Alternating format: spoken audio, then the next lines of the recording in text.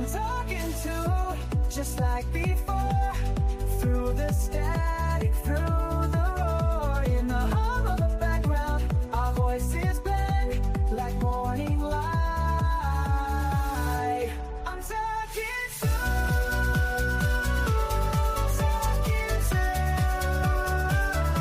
in the whisper of our thoughts we grew. I'm talking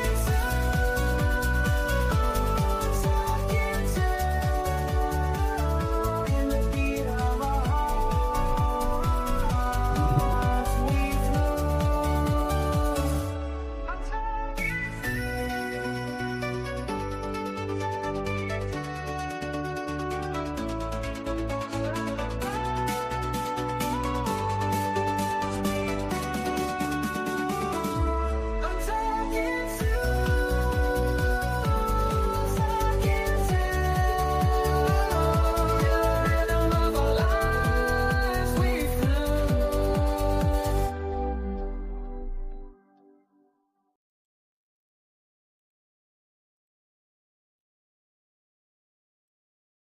Good day, good evening, good morning, wherever you are on this planet.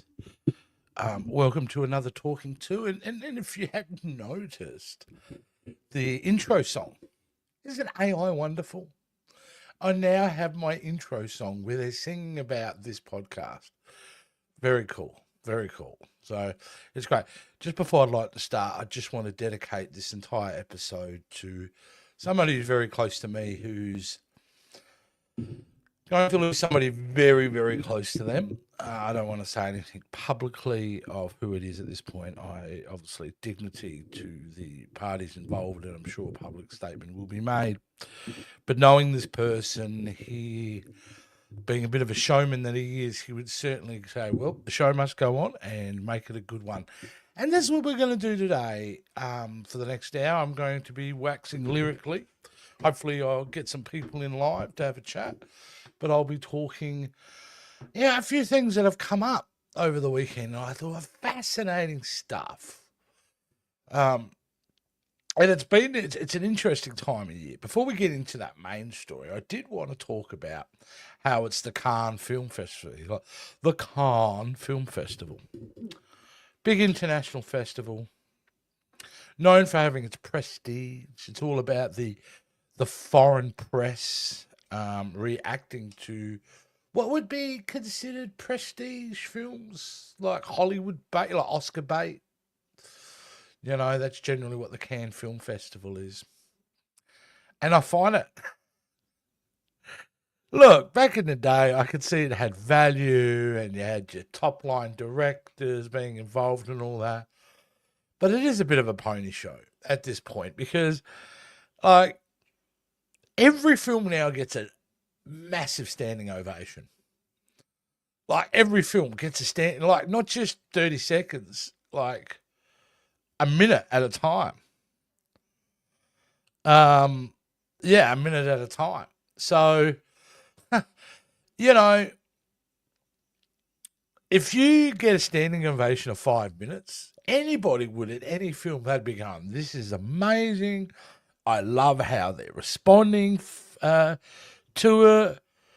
And then, then you realise the next film comes along, gets an 8-minute standing ovation. And the film after that gets a 12-minute standing ovation. And that's where we're at. Look, if your film got a 5-minute standing ovation at this point, it's a bomb. It's a failure. Because other films are getting 12-minute standing ovations. What is it with that? Why do you have to clap so long? When your hands start to hurt after a while. But it also represents the pompousness of the whole thing, you know. Because the standing ovations they'll get and the notoriety they'll get doesn't mean they will make any money whatsoever. So they can sit there at the Cannes Film Festival and go, I'm like, I don't want a film. I don't want a film. But let's be honest, they won't be profitable. So the Cannes Film Festival, one thing I went, oh, this is the prestige of Hollywood. Now I go, nah, I don't care at all. Not the main story I wanted to talk about. It's just interesting. I'm not a big fan of those type of awards things. In the last 10 years, I've certainly become fairly anti award shows. I don't get it. It's not my cup of tea. Anyway, let's move on to something more positive that I wanted to talk about. And it actually comes from one of my viewers, followers. I don't want to say he's a follower. He's his own man. He's independent. He knows what he's doing. But somebody who seems to enjoy my stuff sent me this message in regards to this episode, and I thought it's worth talking about. From James Gibbons. Love you, brother. Glad to see you. But he brought up a really great point. That's something I wanted to talk about. Did you see that the Call of Duty movie is now official at Paramount? He's not sure if he cares or not. Wow. Something that I've been wanting for a very, very long time, and that is a Call of Duty movie. The thing is about Call of Duty as a franchise, there's no real proper film structure, but what it does have is the potential for a great anthology series. Now, I'm surprised it's gotten a feature film development, but I would be also less surprised if it ended up going to streaming. But here's my pitch for it, if you were going to do it. You kind of got to follow the game timeline here. So, Call of Duty should be a World War II set action adventure film. That's what it should be. You maybe don't need to do Call of Duty 2 or Call of Duty 3. You could probably grab those first 3 games, because they're all World War II set, and kind of put them together. All right, and then you've got your first opening film of Call of Duty. Because you know what we don't have anymore when it comes to World War II films, and we haven't since probably the 70s, is really true action adventures. Like we get caught up in the morals and the ethics of the war as a plot, and the sadness and the sacrifice and all those really important things. But what they did in the 60s and the 50s, they would make balls out action adventure films out of it. Nazis bad, Allies good. They didn't go too much, but occasionally they would get profound, maybe recognise the sacrifice of all the young men and women throughout the war. But generally it was an action adventure film. I think there's a real opportunity with Call of Duty to get back to that. And then when you get into the sequel, oh boy, you're getting into modern warfare, aren't you? That's really great. And if that's a hit, so you've got Call of Duty and Call of Duty Modern Warfare. Imagine they're your first 2 films that comes out of the case. And they're both hits. Gross over $500 million. At that point, you can even do Marvel Zombies. Sorry, not Marvel Zombies. I'm mentioning that because there was a trailer today.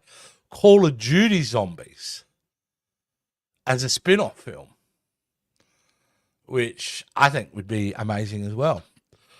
So Call of Duty is actually not a bad franchise to take a crack at as a film verse. I personally would love to see an anthology series, and here I think you can make it cheap, because you got to go a couple of ways. You either fill it with people we know, and then you kill off people in the movie you're not expecting, or you just go with cast of unknowns for each film. Have a couple of leading actors. Make sure they're competent young actors, and there's plenty of competent young actors out there. But yeah, so that way the audience doesn't know who's going to live, who's going to die, amps up the tension. I wish Paramount would give me a crack at writing the Call of Duty movies, because I think there's something, a lot of fun to be had there. So, in short, James, buddy, friend, definitely get excited about it at this stage, because you can have hope and then the trailer will tell us otherwise. But Call of Duty as a franchise, man, there's a lot of potential there. A lot of money could be made. So let's have a see. Let's have a look. Oh, we've got my buddy Oddball. He's here. G'day, sir. G'day, mate. He's just letting you all know he's a fellow Australian. I actually know that guy. So, no, welcome, mate. Just talking about Call of Duty, the film, making a film of Call of Duty, and I'm kind of down for it. I don't think it's the worst thing in the world. There you go.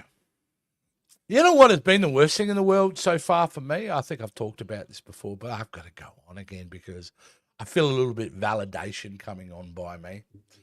And that is that, believe it or not, and this is a big one, I'm not the only one who hates Star Trek this season.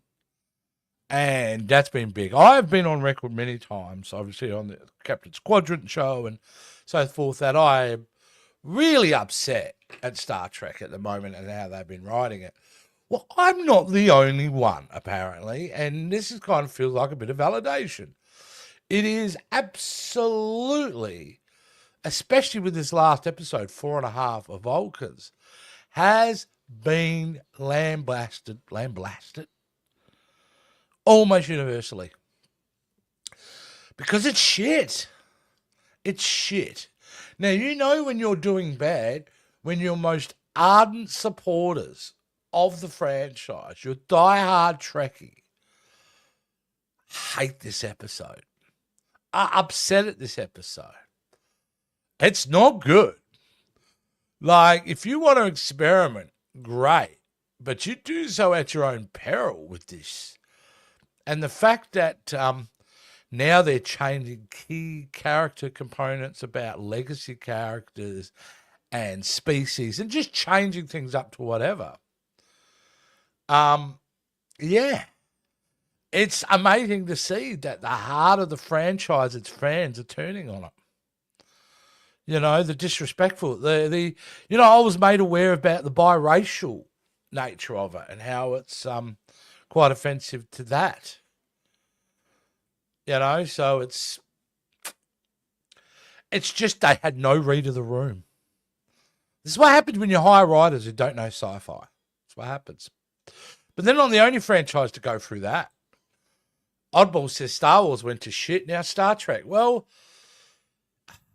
yeah, Oddball, look.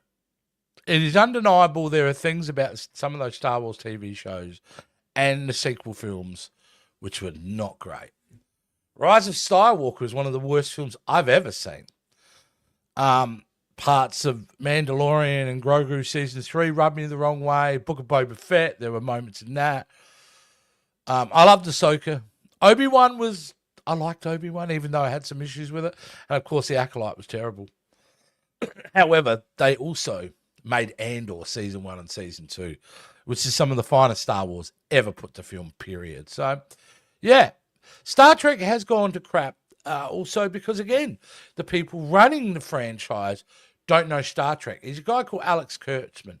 Now, Alex Kurtzman was a TV writer who was hired to write the 2009 Star Trek film and was famously known for getting on camera and going, I don't know the first thing about Star Trek. 4 years later, he's controlling the whole franchise. He's in charge of leading Star Trek to the next generation.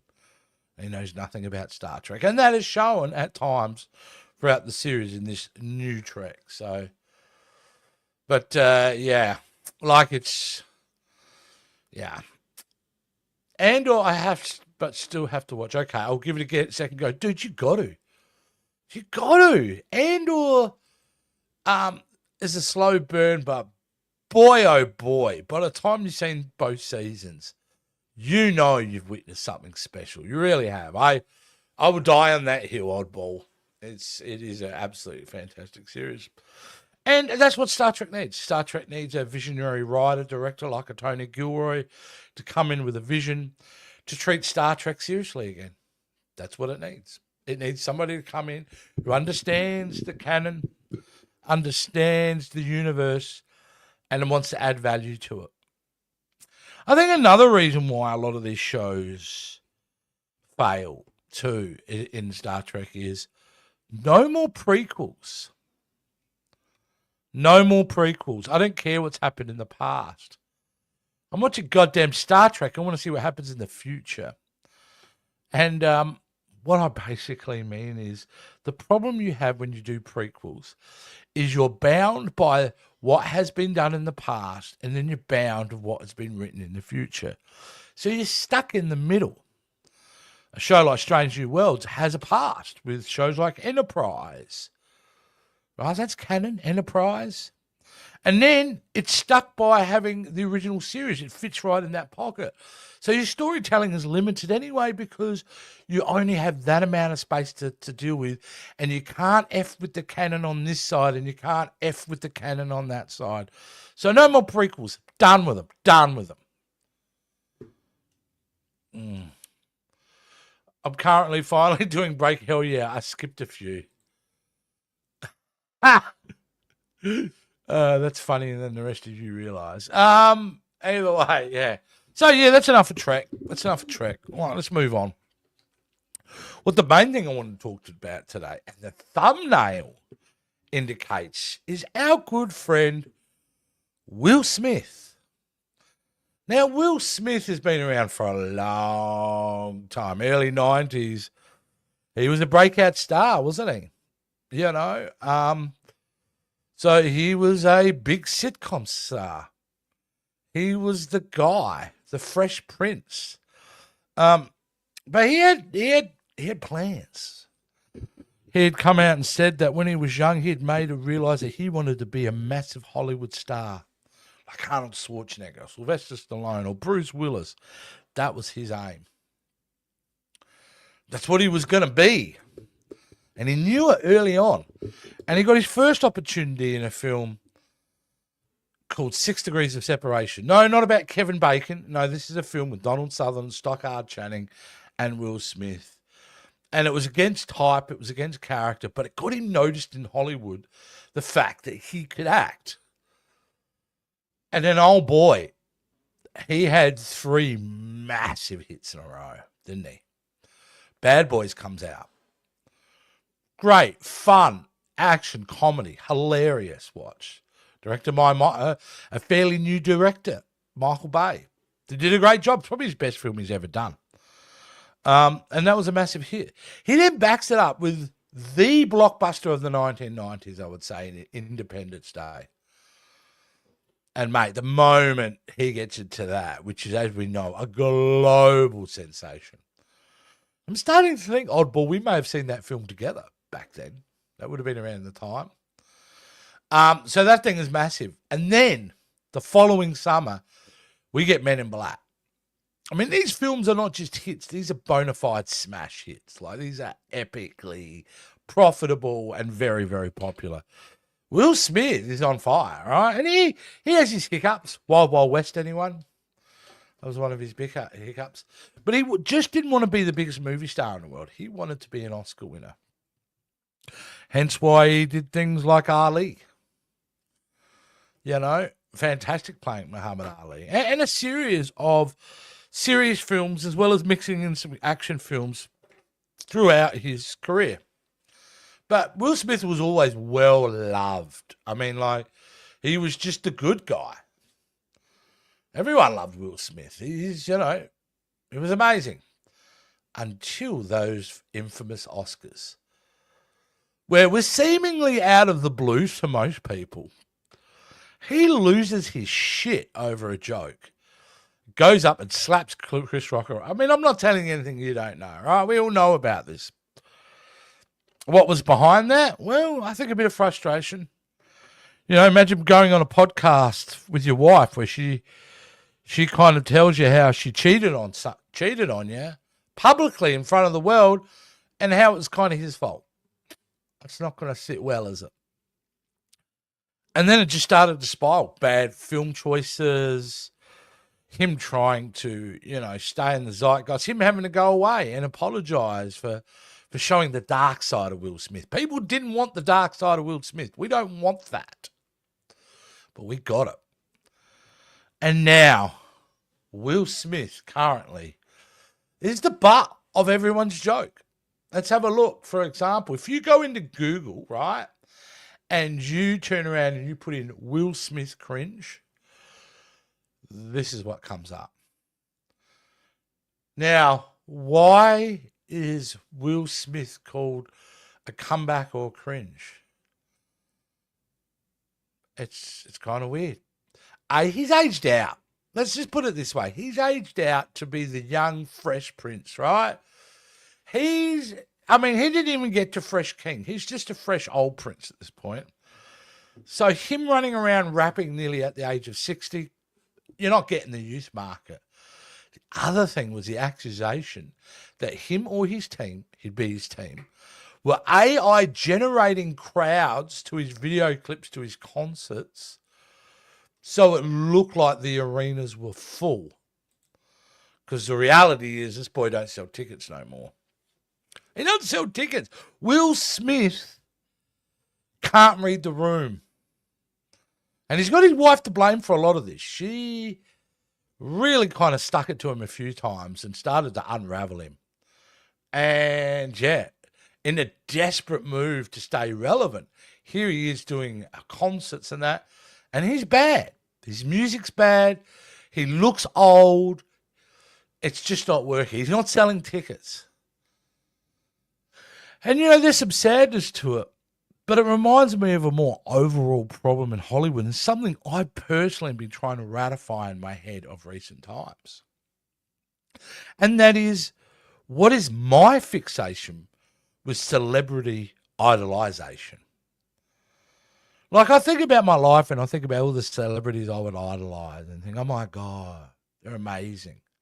I wish I was like them. I wish I could meet them and be in their presence. And then, it was probably about a year ago now. I went, why in the fuck am I idolizing these people when I should be idolizing the real heroes in my life? How about the time where I thought I was dying and the ambulance guys turned up and got me into hospital? I was just having kidney stones, but I didn't know that at the time. Maybe they're heroes. Maybe people in my personal life. My wife, she's my hero. Like, and I idolize her, of course, but, what the point is, we are so fixated on celebrity. And I remember a time why we were, because there was a mystery around celebrity. The only things you knew about celebrity is what maybe their gossip magazines maybe put out there. You would see them at an event. But besides that, you didn't know the ins and outs of their lives. Fast forward to social media, now we do. Now the mystery isn't there. Right? So the fascination kind of drops as well. And the desperation by them too, at this point. You name a celebrity doesn't have a podcast at this point. 10 years ago, podcasts were done by the community. People like myself, people, who were doing it out of their bedrooms, and it was great. It was wonderful. It was a great wild west of things. But in recent years, if you've got celebrity around, you've got any sort of buzz, then you're going to have a podcast, which sucks to a lot of people because, the chances of even becoming famous on a podcast is pretty slim now. But now you're fighting against the audience time of big-name celebrities doing podcasts. And there's only so many hours of the day you can listen to podcasts, right? So that's a little bit frustrating. But celebrity is not what it used to be. They're certainly not making as much money as they used to be. They're not as important to the zeitgeist as they used to be. Because they open their mouths, we get to know the true them, and not all of them are wonderful people. So I certainly myself, I like and respect actors as much as I like and respect plumbers, electricians, police officers, people who are retail assistants who are just nice people and give good customer service. They're the heroes. Not some dickhead who made a B-grade action film and made a lot of money out of it. Yeah. That doesn't mean, and people go, oh, what, you stop loving me? No, I love movies. I will never stop loving movies. I just don't buy into the, the fact that they're royalty in some way. I'm over it. I'm done with it. I love stuff, but and I'll praise actors for great performances, but never again. Never again will I idolize. And I've been lucky enough to meet a few people over my years that would be considered celebrity, and a couple of them have been real jerks, and there's been a couple have been amazing. So why would I idolize people who I don't know? If you're a good person and you're a nice person, I'm probably going to idolize you at some point. That's what all that matters. But Will Smith, his career is down the shitter. So, interesting stuff. Interesting stuff. Hey, let's go back to some Star Wars news, because you know what? I forgot to talk about something I am excited about. Let's go back to Oddball's statement. Star Wars went to shit. Now Star Trek. Now, he's not alone in saying that, right? That's been the mass populace. I think a lot of people are like, what are they doing with Star Wars? Well, there are a couple of films currently in development. One we know it's already in the can and ready to be released, which is the film Mandalorian and Grogu. Basically, the film, continuing on from the success of the TV show. But there was another Star Wars film in development that's a bit more, I think, interesting. And that is Star Wars Starfighter, which stars Ryan Gosling, Amy Adams, Aaron Pierre, who plays one of the Green Lantern, John Stewart Green Lantern, coming up in that TV show. But Star Wars Starfighter. And it's directed by Sean Levy. If you don't know who Sean Levy is, director, he made a Deadpool Wolverine. All right? So this is interesting, because this will be the first Star Wars movie in a beat that is completely not tied into anything else, is a fresh, original story. It's not relying on the Skywalker saga or a prequel scenario or anything like that.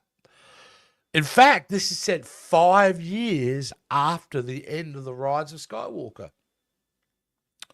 So I think it's going to be great. I actually feel really good about this, because Ryan Gosling and with Sean Levy, these guys are, like, I trust them to understand the material that they have to make an entertaining movie. Hey, James, how are you, buddy? Good to see you, mate. Actually, was just talking about your post earlier, which you'll be able to check out, about the Call of Duty franchise, which, dude, I got to be honest with you, I think there's real potential there, but we'll go back to Star Wars here. Yeah, look, I think they've got a really good cast. They've got a really fresh opportunity to revive the franchise, but just making a really entertaining action adventure film. And so I'm rooting for this film, not because I'm a legacy star, and I am a legacy Star Wars fan, just because the idea of them doing a standalone, not tied into any other like film in the franchise, kind of movie, like, yeah, I want it to work. It's not right that Star Wars isn't at the cinema. And I know they're making two close together, but they got to stop that as well. We just need one every couple of years, 2-3 years, one film, a Star Wars film, and yeah. And the future is doing films like this, I think, rather than, or in the next 10 years future, rather than trying to start another trilogy or expand on from the Skywalker saga, which, as far as I was concerned, ended at the end of Last Jedi. Don't even recognize Star Wars. Don't even recognize Rise of Skywalker. As long as it's not Skywalker related, I'm interested to see how they're doing. Skeleton Key, yeah, man, like Skeleton Key was quite good, eh? I enjoyed that. I thought that had a really good vibe. I thought Jude Law was great in it. I like the energy, the Goonies style vibe to it. It was good. Skeleton Crew was really good. And I agree with you. Stay away from Skywalker. That story is done. It's done. Give us new characters. Give us new, in such an expansive universe. Yeah. You can do interesting stories. The one thing, Dave Filoni, who of course has done a lot of animation, has been involved, has always been tethered to the original trilogy in some way with his storytelling. But within that, he did a hell of a job trying to expand that universe. And that's what Star Wars needs. It needs expansion. It doesn't need to be tied into this little story. Yes, okay. I'm pissed Solar Opposites has been cancelled after it had a great original idea. Yeah, I agree. It was a good show. The one thing Skywalker related I would like to see more is Prime Darth Vader. Me too. You know who else wants to see it? The man himself, the guy playing Darth Vader now, who's obviously is going to be back in Ahsoka Season 2 playing Anakin. But he wants to play Vader a lot more.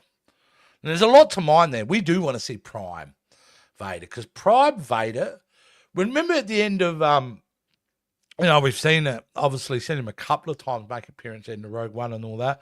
When Prime Vader, and then obviously in Obi-Wan, Prime Vader, even though it's like 50 years later, he's scary as hell. You get Vader coming at you when he is like, a year after he's gone, no. He is terrifying and still a great imposing figure on screen. I'd love to see more stuff with Vader. I think it's definitely there, but we're not going to get that for a little bit. If we're going to get that, I think it's probably on streaming. However, this is what we've got. We finally got a film in production. Because the other problem with Star Wars, as we all know, guys, is, man, they've been talking about movies forever. Remember Patty Jenkins was going to do that Rogue Leader? Or these other films that were announced. Kevin Feige was going to produce a film. There was going to be a trilogy.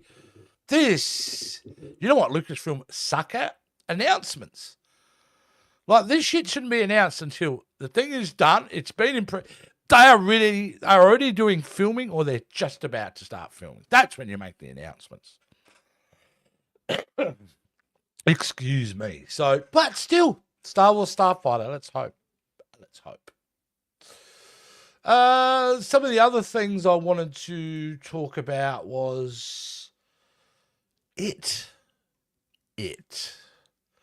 The movie It, which I love the first part. Quite a lot do I like It. The second part, not so much, but it was still solid. I have been seeing trailers for this for a bit, right?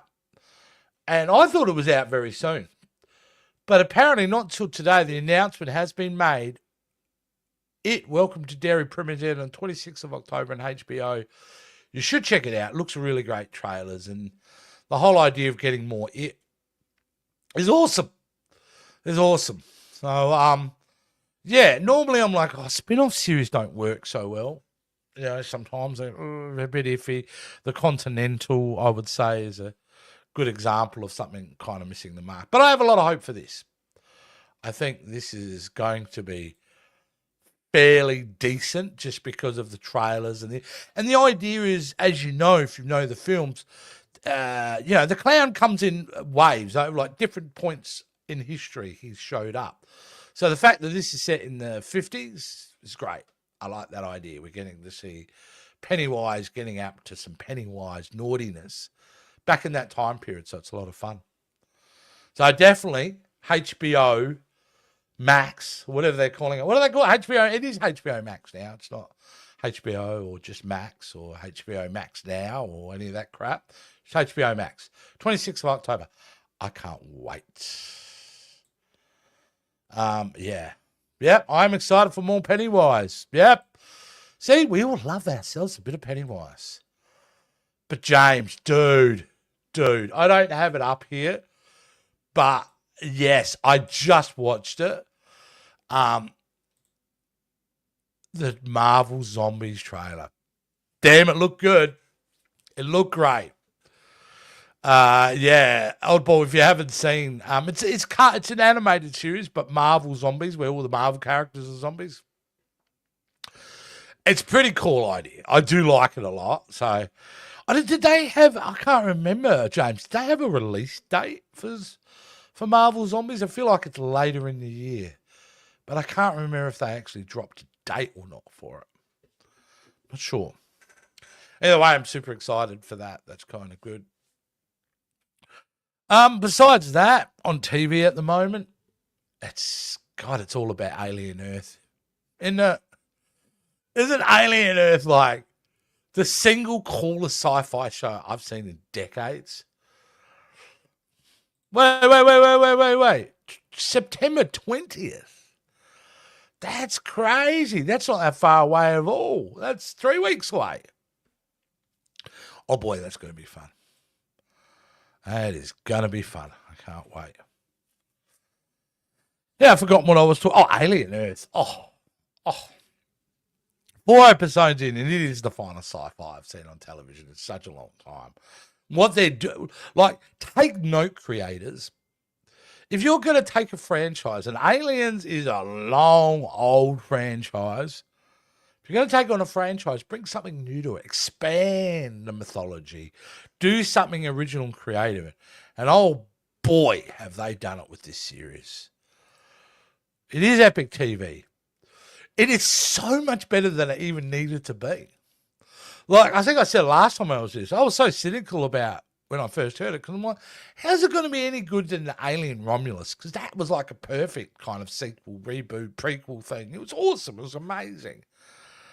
And I've got to say, as much as I love Alien Romulus, and this is not a slight on Alien Romulus at all, because I love that film, this is better.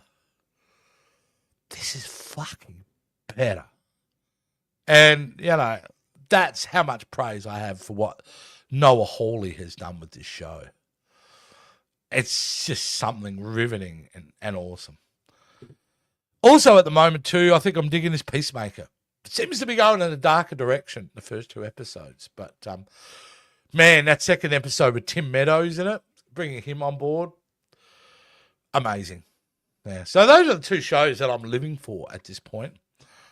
Of course, I'm contractually bound to keep watching Star Trek for the next couple of weeks. But after that, yeah, it'll just be that stuff. So knowing that we've got Marvel Zombies on the way, we've got It Welcome to Derry on the way, we have Lanterns, which has been very quiet at the moment, on the way. There is some really exciting television that I can't wait to see. So it's really great, you know, time of year in regards to that, because it's like for us Australians, we're winter, and we're kind of moving into the springtime, where you guys are kind of the opposite. So as you are kind of moving into winter, that's when all the good shows come on. And when we move into spring, that's when all the good shows come on for us. Such a simple idea, but the funniest thing ever. And the fact when he just goes, that seagull tried to attack us, I lost my shit at that. Tim Meadows is amazing. I myself have a little bit of it, so maybe I can also be ginger cool. Very great show. It's friggin' awesome. But yeah. So, here's a bit of a teaser for you, James, because, you know, you are one of our Patreons over at the Jason Roy Gaston channel, which you should check out. If you're not sure what I'm talking about, I am also involved in a couple other podcasts, so I should do some self-promoting. And number one, I have so much fun here. It's the Jason Roy Gaston channel. I've been working with Jason now for a couple of years, and man, do we have a lot of fun over on his channel. And you can see all the plethora of different shows that I'm involved in, shows that Jason does himself. So much fun over there. We have a blast. And that's how I kind of met James. But James, I watched probably and I think you'll be able to guess, we've talked about it, the darkest Disney movie ever made yesterday for the VHS vault, and it was a delight to watch. Of course, we're in the middle of the Back to the Future series. We've already recorded Back to the Future 1 and 2. Back to the Future 3 we'll be recording later this week, I believe. So, you know, if you've never seen 2 middle-aged men, one uber talented, one not so much, talk about films and everything else, come over to the Jason Roy Gaston channel. The guy's a genius. One of the funniest dudes I've ever known. Lovely guy. It's an honor and a pleasure to work with him. He just needs to start paying me. That's all I'm saying. And of course, I shouldn't regress without going into where I started doing podcasts back in 2017 over in the Pop Culture Spread channel, which we still kind of do. As you can see, there's some stuff there, and I'm still involved in that. We've had our ups and downs. Like, we had some videos that went to 150,000. Wow.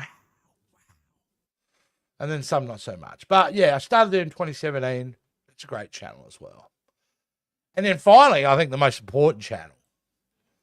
No, not this one. The most important channel is my channel.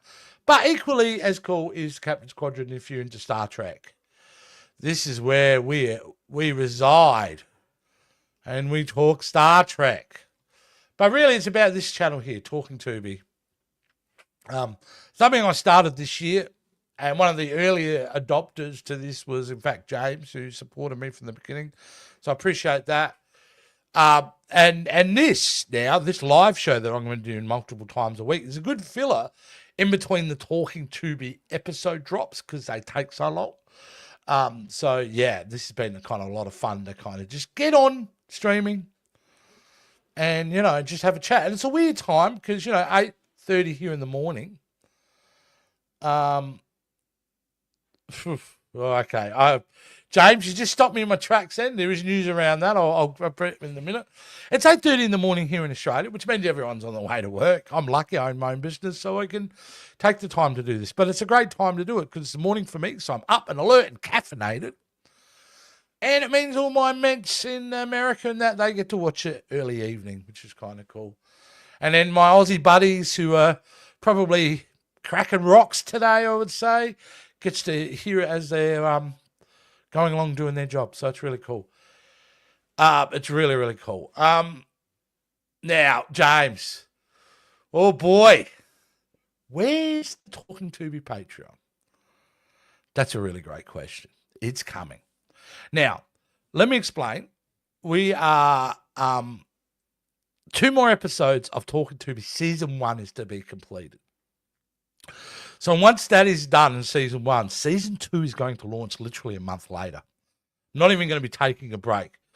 But what I will say, without talking it up too much, there are some really great changes coming.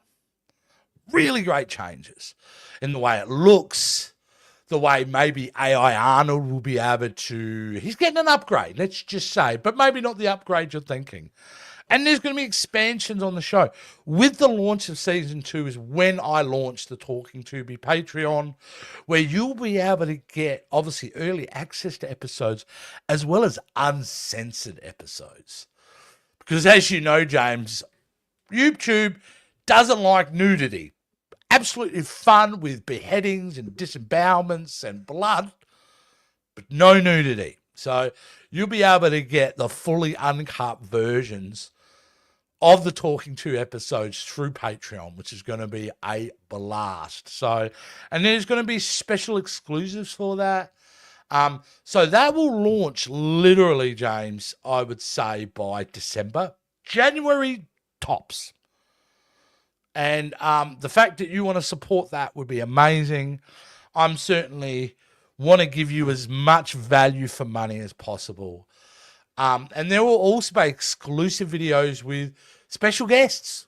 So it's going to get nuts. It's going to get crazy. It's going to get funkier. Literally, my plan is, James, is that Talking Tubi are 10 episode seasons for 10 seasons. That's my aim. That's how long I'm committed to this show. I want to do 100 episodes of 10 seasons of Talking Tubi, and then obviously expand to things like this and other things within the channel. So it's an exciting time, and I got to thank you and the other people who have been very supportive from the get-go. Because if you remember, the whole idea of even starting Talking Tubi sounds like a plan, James. I'll be happy for you to do that. I'll certainly take your money if you're happy with the product. What's the thing is, I was getting frustrated because I was working on everyone else's channel, which was fine. And I love doing it. I'm still doing it. However, I was getting frustrated in the limitations of what I could do. I was on other people's podcasts, so I couldn't express myself verbally the way I wanted. The other thing was we were defined by copyright. YouTube was copywriting our videos sometimes on other channels for the dumbest reasons. One day I just went, fuck it. I'm just going to make the show that I want to make. Warts and all. And not only that, I'm going to make fun of YouTube restrictions. That's why the pixelations on the boobies are there. It's kind of mocking YouTube's attitude towards that. And I just want to do a show where there's great needle drops, there's funny clips, there's me being a goof. And that's what the show has been. And my attitude was like, no, I don't care if YouTube banned them all together. I was just going to find another way to distribute it. I didn't care. And the reaction I got early from people like James was like, this is funny. This is great. Keep it up. And certainly I went, right, it is. I'm not insane here. Isn't it nice to be able to watch a YouTube video without having to, everyone dance around? That's what I hate on YouTube, where you can't say certain keywords, so they make up words to, like unalive.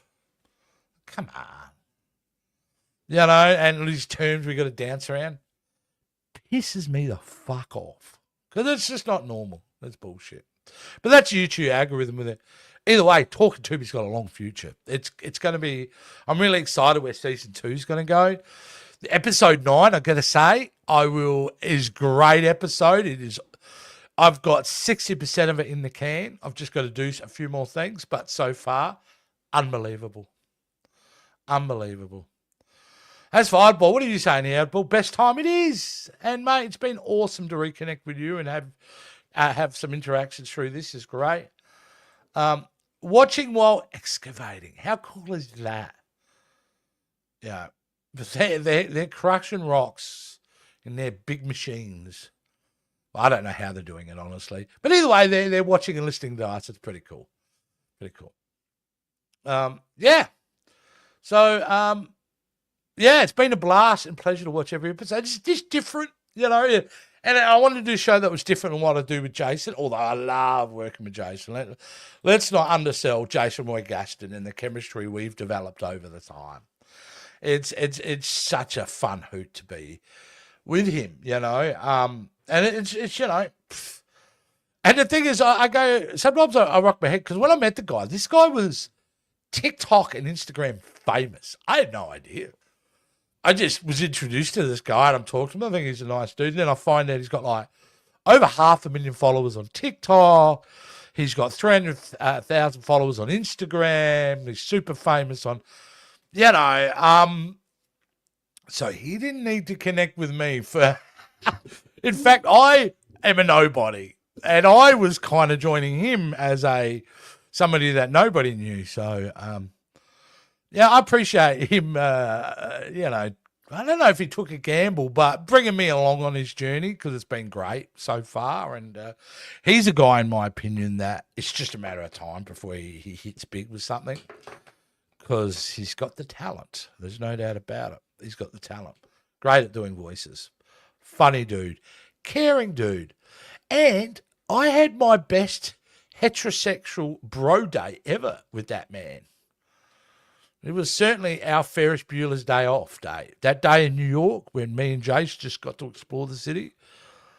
One of the great days I've ever had in some sort of holiday. So, love that man very much. So, James, yes, there's great stuff coming down the pipeline. One day I'm going to convince you to jump on. We can have a chat. That would be amazing. But that's about it, guys. I think I'm going to wrap it up for today. That's all I kind of really had. I'm really loving doing these I'm Talking To lives at the moment. This is a lot of fun, and it's a way to get out content quickly. I'll be back in a couple of days to do another one. There is no doubt. I'll try to give you guys as much heads up as I possibly can. But yeah, it's a lot of fun. I love the support. And guys, have a great day at work. James, I hope you had a great day at work. And then you're sitting back and relaxing and just doing your thing. And for the rest of the people out there, Godspeed. Star Trek sucks at the moment, and that's about it. I think I'll wrap it out. Oh, by the way, before you go, guys, I'm just going to play this for a couple of minutes. AI is a wonderful thing, all right? I don't care what anyone says, especially when you can make your own song. And so I will present, as we go out with just the screen, the debut, the second time ever being played, of the I'm Talking To song. So we'll catch you guys next time. Have a listen.